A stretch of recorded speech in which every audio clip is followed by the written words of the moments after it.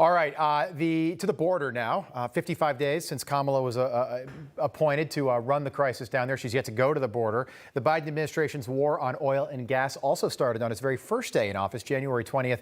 Joining us now to talk more about this is the former governor of the state of Texas and Energy Secretary Rick Perry is with us. Governor Perry, good to see you. It's good to be with you. Thank you. One of the president's first moves, literally 6 hours after he took the oath of office, was to cancel all work on the Keystone Pipeline. What did that say to you about his priorities as our new president?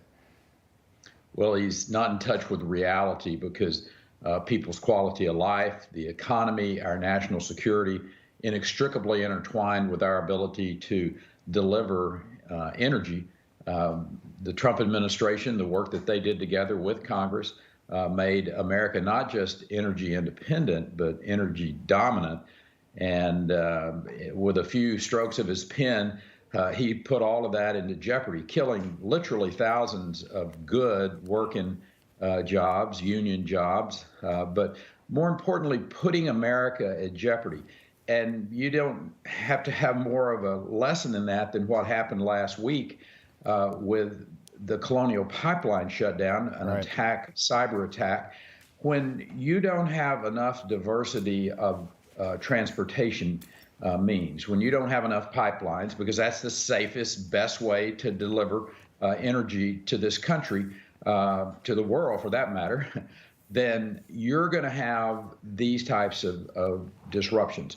And these types of disruptions have an effect on people. When you think about, I think 80+% of the gas stations in Washington, D.C. didn't have any gas last week. Governor, it's kind of ironic because Washington, D.C., about 95% of the district voted for Joe Biden. And boy, I'll tell you what, 95% of the district voted for Joe Biden. And yeah, it's like 7 or 8 out of 10 stations don't have any fuel. Many stations, by the way, it could take weeks for many stations to get gas back as the pipeline comes back online. There are so many different problems with the first 100+ days of the Biden administration.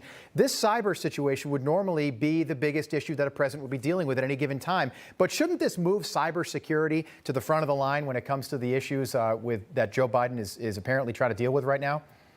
Well, certainly in the top 3 for sure. But what you've got going on in the Middle East with just the economy and facing massive inflation, I will suggest to you in the future because of the printing of money that's going on in D.C.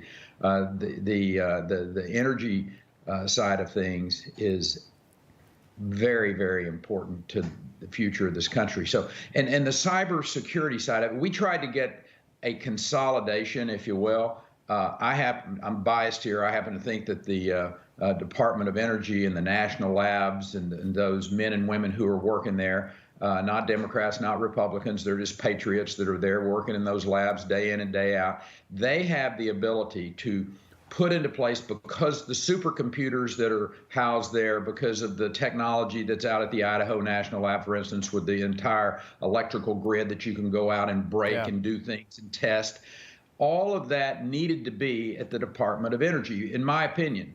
It's scattered around at FERC, which is it's an important agency, but FERC doesn't have the technical ability to have oversight. And then pipeline safety is over at the TSA, which is part of Homeland Security. It's certainly something that needs to be addressed. Checking you in at the airport are also the ones that are looking over the pipeline safety. I don't think that's necessarily the right place, the right focus. So Washington needs to get their act together, get focused on this cybersecurity side of things. If not, we're going to see more of these. And at some point in time, they're going to be people's lives literally put in jeopardy, not just being put out.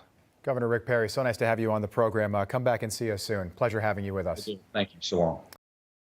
Hey, I'm Rob Finnerty. Thanks for watching. If you enjoyed this video, please join the conversation in the comments below. Don't forget to subscribe, too. Hit the bell icon to be alerted to breaking news. And remember, there's a whole lot more on Newsmax TV, America's fastest growing cable news network. Newsmax TV, we're real news for real people.